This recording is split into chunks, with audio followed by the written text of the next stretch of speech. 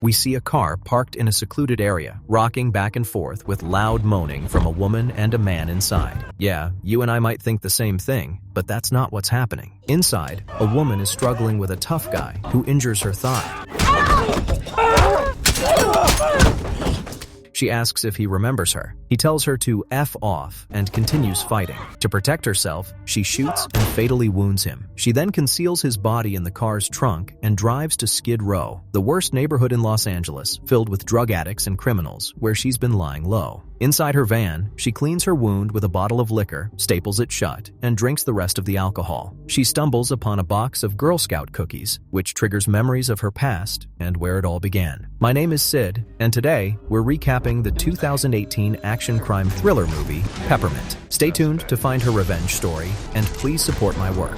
5 years earlier, Riley was walking home with her daughter Carly after a Girl Scout cookie fair. They were laughing and carrying a box of cookies when a woman named Peg stopped them. Peg, another mom, started arguing about a parking spot and threw some rude comments. Carly quietly said her mom should punch her, but Riley told her that acting like that only makes you the same as them. She dropped Carly off with her husband Chris and asked him to handle the birthday party while she went back to work. Riley worked at a bank, and her boss had asked her to cover for someone who didn't show up, even though it was her daughter's birthday. Chris had his own problems. The car repair shop he ran wasn't doing well, and his friend Mickey suggested a risky plan that could bring in money. Chris didn't agree to anything, but it was already too late. Later that night, Riley came home to find the party empty. No kids had come. Peg had quickly thrown her own party and invited everyone. Carly was crushed. To cheer her up, Riley suggested they all go to a Christmas carnival. Carly was excited, and Chris promised better days ahead. But trouble was already on its way. A gang member named Cortez had been watching them. He told his boss, Diego Garcia, where they were. Diego wanted to send a message, and Chris was the target. At the carnival, just when the family was finally having fun, 3 men stepped out and opened fire. I'll grab a napkin. Do you mind? Yeah, you got it. Thank you. Bye-bye. Have a good night. I know. We should have your birthday every day.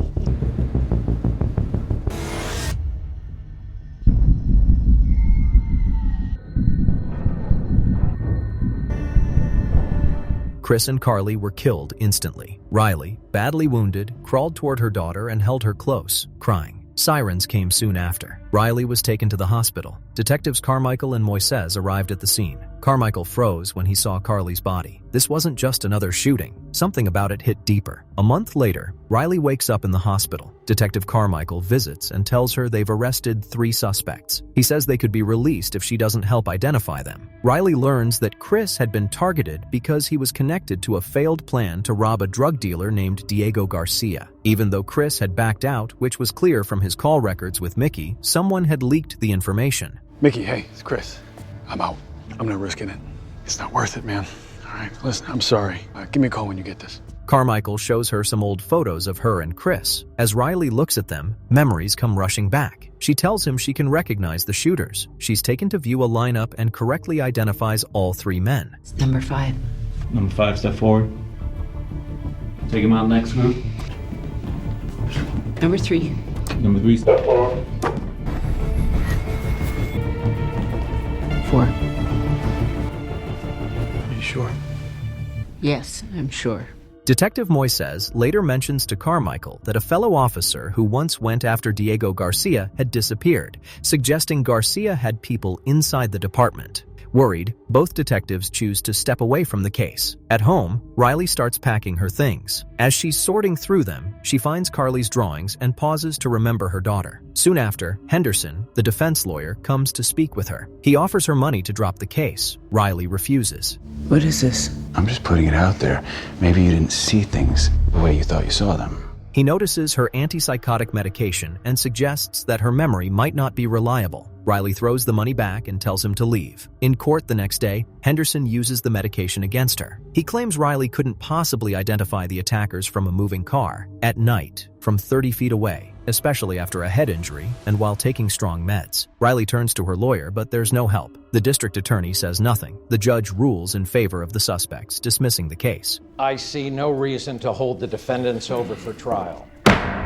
Riley, heartbroken and angry, tries to argue with the judge about what happened to her family. As she moves closer, a court officer uses a taser on her. She's taken down and ordered to move in a psychiatric facility. En route, she grabs a fire extinguisher and hits Carmichael and escapes the scene. 5 years later, Detectives Moises and Carmichael return to the carnival grounds. The 3 shooters who killed Riley's family are now found hanging from the Ferris wheel, executed. The case catches the attention of FBI agent Lisa, who meets with both detectives. She informs them that Riley had stolen $50,000 from the bank she once worked at before disappearing. They begin to suspect that Riley may have returned and had been living off the grid ever since. What they don't know is that Riley has been preparing for this day, the 5th anniversary of the murders. She's gathered weapons by robbing a gun store and is planning to take down everyone responsible for what happened to her family. Her next move is the judge. Riley breaks into his house, pins his hands to the table using nails, and demands if he remembers her. Here's the deal. If you can tell me my name, I'll let you live.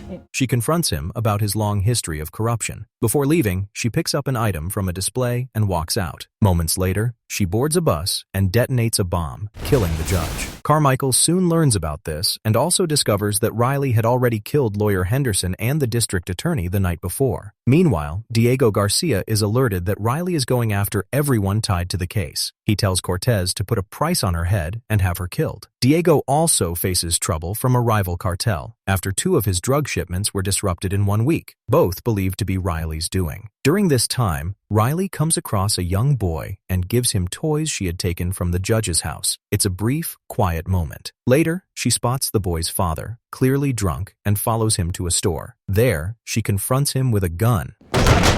Give me your wallet. Brian Hartley, 1214 Harlow Street. This is one of those life-altering moments. I want you to take your boy Christmas shopping. I want you to give him the time of his life. I want you to grow up and be the father he deserves. I understand. You swear? I swear. I will never forget you, Brian.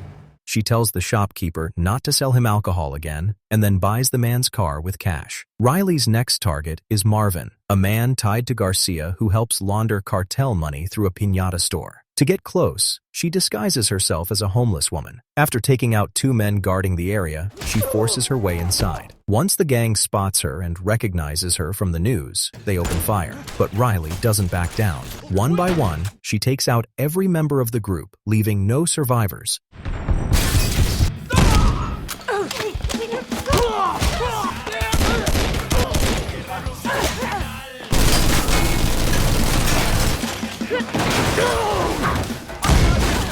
She then forces Marvin to give up information before setting the store on fire, burning all the cartel's hidden cash. News of the attack reaches Garcia. He's furious that Marvin revealed anything to Riley. Riley's actions soon make headlines. Social media explodes with debates, some people calling her a criminal, others seeing her as a vigilante. Lisa and Carmichael arrive at the piñata shop to investigate. Carmichael doubts Riley could pull off something this organized alone and considers getting help from the narcotics unit to track down Garcia. Meanwhile, Lisa grows curious about where Riley has been hiding for the last 3 months. Back on Garcia's side, suspicions grow. Believing Marvin helped Riley, Garcia kills him himself. He also begins planning a trap to lure Riley in. Lisa and Carmichael eventually trace Riley's movements through the crime analysis unit and are surprised to see how much public support she has. Lisa notices that crime in one part of the city has dropped sharply in the past few months and suspects that may be where Riley's been hiding. She sets out to investigate. Riley enters a warehouse rigged with tripwires and explosives where Garcia's men are waiting to ambush her, but she quickly realizes it's a trap. Staying out of sight, she reaches a safe point and sets off the explosives,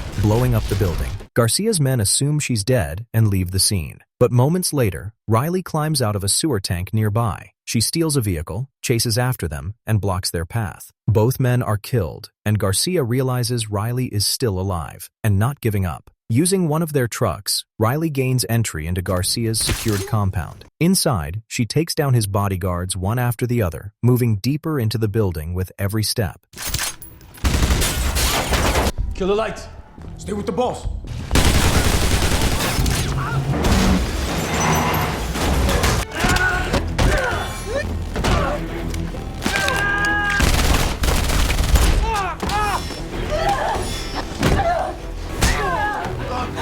When she finally reaches Garcia, his daughter suddenly appears. Seeing the child reminds Riley of Carly. She hesitates, and Garcia uses the moment to stab her. He grabs his daughter and escapes just as the police arrive. Riley manages to get away too. Later, Riley shows up at Peg's home. She knocks her down, mocks her for her failed marriage, and takes her car.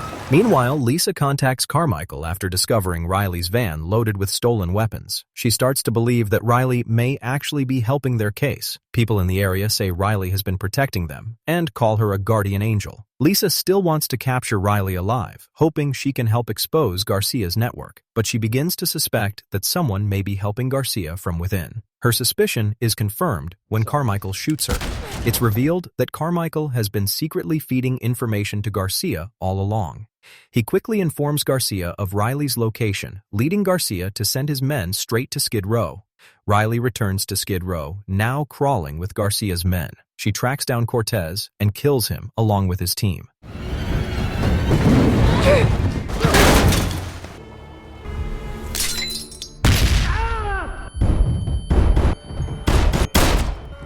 Inside, she finds Lisa's dead body. Using Lisa's phone, she live streams the scene, revealing to the public that Carmichael was a corrupt cop. She then calls on the police and the media to come to the location.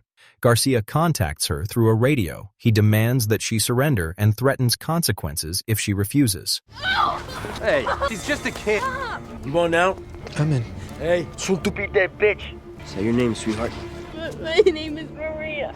Maria here. She's about to die because of you. You just don't seem to have any luck with little girls, do you?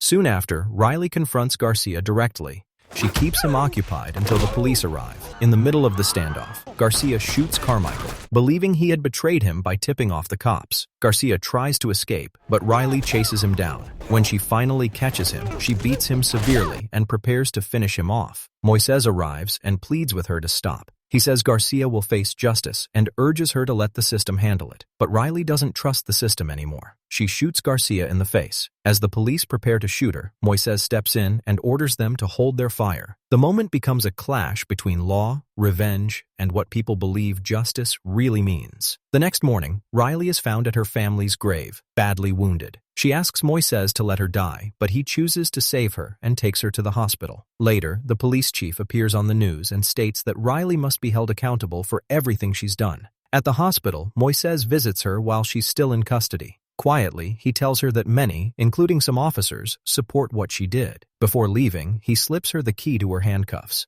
Riley uses it to escape. She disappears from the hospital, leaving behind no trace. Her future remains unknown. Well, that's the end of this story. How did you like this recap? Let me know in the comments. See you in the next video. Bye-bye.